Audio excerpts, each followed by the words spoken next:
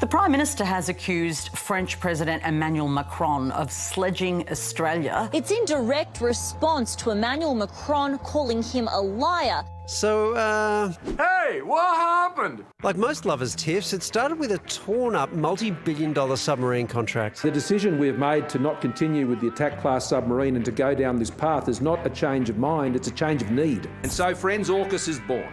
Needless to say, the French did not appreciate being left out of a throuple. It was brutal, unelegant. Frankly, I have never seen anything like this. But it wasn't just the dollars, it was the deceit. On the 15th of September, we had discussions until the very last moment, and we never heard. What does it mean to be allies if you hide one from the other such important things? At G20 yesterday, the PM tried to smooth things over using his love language, the hands-on photo op. Not sure it worked, you guys. Do you think he lied to you? I don't think. I know. That set the sh among the colons. Speaking from a Glasgow shipyard, how's the symbolism? A visibly peeved PM claims no, Macron was the liar. Was clearly aware over some months that there were concerns, and they were responding to those concerns.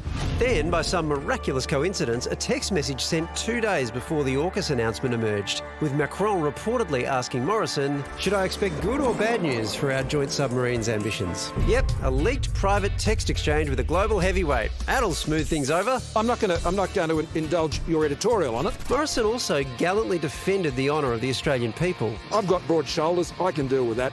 But those slurs, I'm not going to cop sledging at Australia. I'm not going to cop that on behalf of other Australians. But it didn't really sound like Macron was angry at us. I have a lot of respect for your country. I have a lot of respect and a lot of friendship for your people. And you have to behave in line and consistently with this value. Meanwhile, our AUKUS partners managed to make things worse. Bojo rubbing salt into the wound. I know there has been a certain raucous caucus from the anti-AUKUS caucus.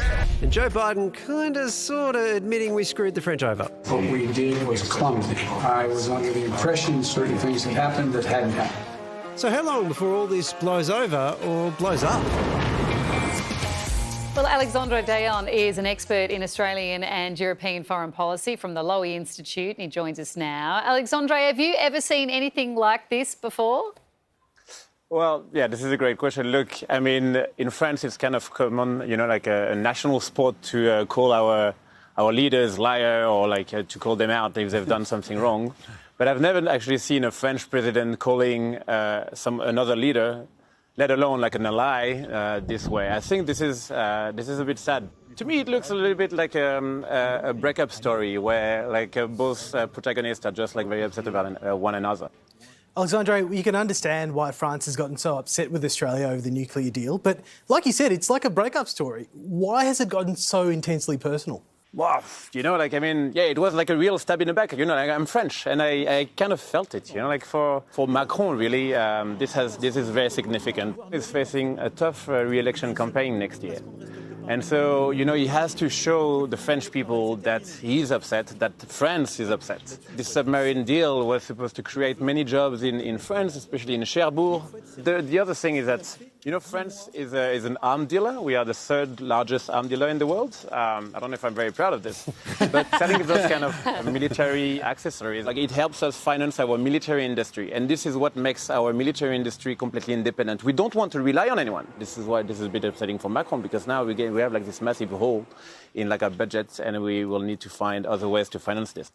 Allies do occasionally have tiffs. I remember back in the 90s, Australia was furious with the French for testing doing nuclear test explosions in the South Pacific. It was just, we have these moments, but in the long run, do they change anything? Or does anything get affected if we're talking about this in 10 years? Yeah, that's a great question. Well, let's not talk about France's nuclear heritage in the Pacific, because this is still a difficult topic to deal with.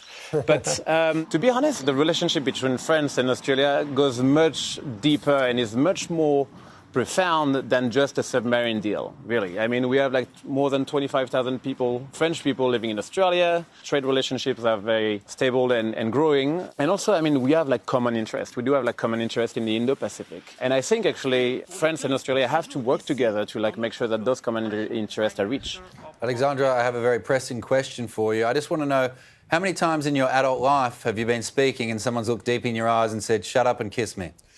That is a great question. I'm not sure I can answer this. This is completely outside of my remit. No, can't tell you. It's been great to chat. Hopefully we can kiss and make up, so to speak. Alexandre, thanks for your time. I'd be happy to. Anytime. That's great. What's just happened? France, Australia. Carrie's just asking to kiss the guests again. She ends every interview, and can we kiss now? It's weird because... I love Scott Morrison. I'm not going to cop sledging of Australia. I'm not going to cop that on behalf of other Australians. We didn't feel like we were being sledged. The only one being sledged is you, mate. Yeah, I know. Did you feel like slighted by... Not at any stage. No. No, I reckon there was a lot of Australians going, "Yeah, get him," when he was talking about Morrison.